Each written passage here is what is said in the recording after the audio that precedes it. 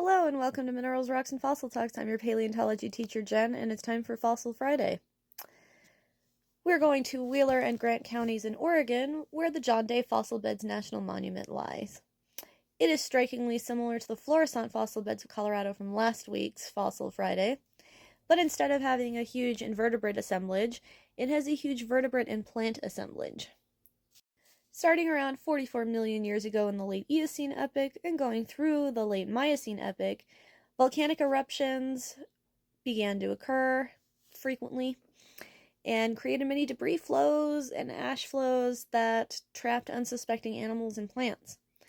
And it makes for some beautiful stuff. There are 8 different fossil assemblages in the monument, and we're going to go through each one. 44 million years ago, Central Oregon was a hot, wet, semi-tropical forest. More than 175 fruits and nuts, including walnuts, chestnuts, oaks, bananas, magnolias, and palms, have been preserved in the Clarno nut beds. The forest was dense and moist, receiving an annual rainfall of almost 10 feet. And being from a desert, I cannot imagine that much rainfall in a year at all.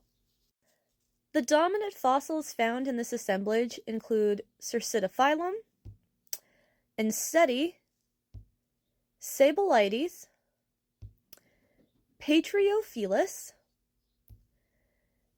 Mechanicarpa, Orohippus, Dioon, Cornus, Jugulans, Pinus,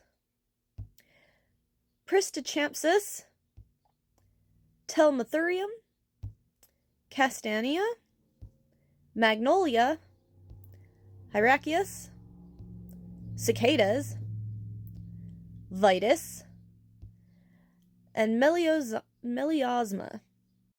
About 40 million years ago, a point bar was built up along one of the rivers. Seasonal flooding brought more than silt, sand, clay, and gravel to this bend. It brought a wide variety of dead animals and plants. This is the Hancock Mammal Quarry. The dominant fossils here include Protaporus hancocki, Eubrontotherium claroensis, Diplobunops, Epihippus gracilis, Zasanamynodon protheroi, Teletoceras radiskii.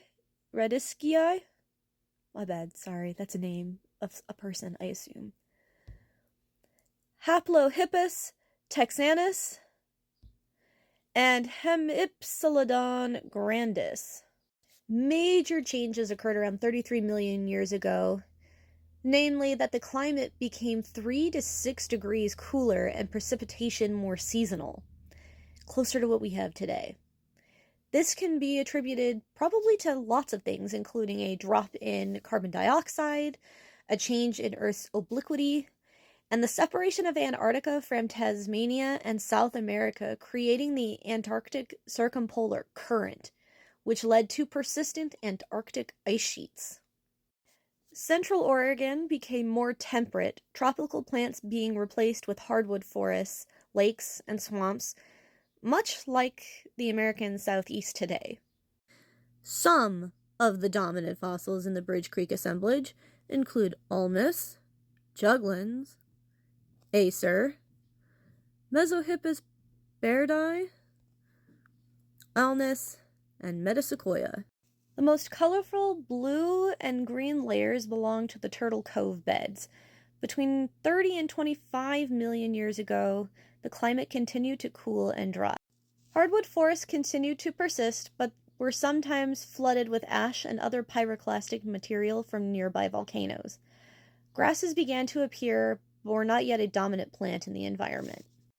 Dominant fossils here include, unsurprisingly, the turtle Stylemus, Nimravus brachiops, Myohippus, Hoplophonius cerebralis, Mesocyon, Agriocaris,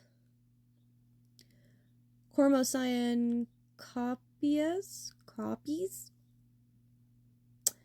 Quercus, Herpetotherium merriami, Micropternotus morgana, Celtis, and the worm Diticonastis rensburgeri. Above the blues and greens are the buff to pink volcaniclastic rocks and fluvial sandstones of the upper John Day strata. Between 24 and 20 million years ago, the area became more open habitat, filling with fauna built for running across the grasslands rather than hiding amongst thick foliage. Dominant fossils in this assemblage include Entopithecus, Archaeolagus, Leptoscion, Calobatypus praestans, Mericoidodontidae, Kappa Cicala gradutus. Can we make these names easier, guys, please? Anyway. Liquid amber. And Gentilicamellus. Between 16 and 13 million years ago, the land was recovering from the intense Columbia River basalts that cover a vast majority of the state and make beautiful cliffs. The climate warmed, bringing back the forests similar to those found in the eastern U.S. today. The dominant fossils in the Mascall assemblage include Mylagalus, Dromamerix, Merychippus, Gomphotherium, Parahippus, Archaeohippus, Taxodium, Athelops, Myolabus, Pseudolurus, Amphision, Leptarchus, Clemis, Dapoides, and of course a variety of trees like we find in the mixed forest out east, and it's actually not too dissimilar from the plants found in Turtle Cove. The final assemblage is the rattlesnake assemblage. Around 7 million years ago, rivers cut down into the ashy soils of large floodplains, creating lush riparian woodlands and meadows, much like we see today. Acidification through time caused a shift from hardwood forests to tall grasslands and semi-arid wooded shrublands, very close to what is found in John Day today, which is what is pictured here. Life came to an abrupt end when a volcano in the area of current-day Burns, Oregon erupted, sending a pyroclastic flow into John Day, killing everything in its path. So let's see what kind of animals got caught in that. They're probably going to look extra familiar. Fossils found in the volcaniclastic deposits include Vulpes sthenognathus, a type of fox, Endarctos oregonensis, a type of bear, Teloceras fossiger, a type of rhino, Mylohyus longirostris, a type of peccary,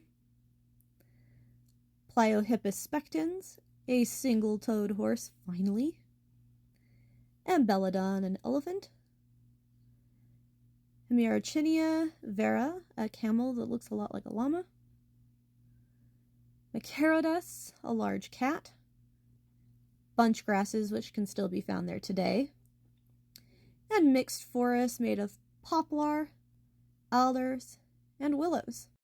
Thanks for coming to today's lesson. Hope you learned a lot about John Day, and if you ever get the chance to go, I really recommend it. It's gorgeous out there. Lots of very, very pretty fossils in their visitor center. And make sure that you stay safe this weekend. Tune in Monday for volcano safety, and I will fossilize you later.